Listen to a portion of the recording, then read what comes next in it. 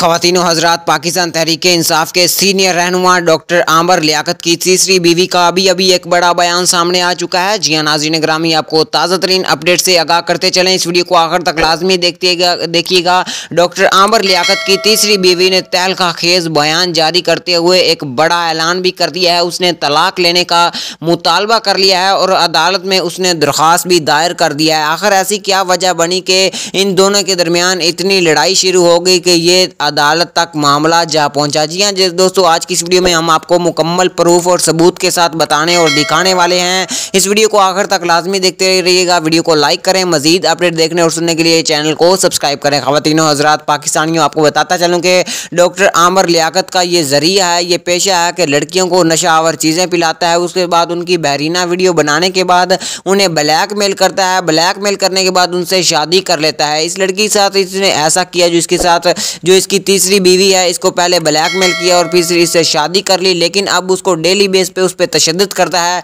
जिसकी वजह से उसका ये मुतालबा है कि मैं तलाक लेना चाहती हूँ और मुझे तलाक अदालत दिलवाए।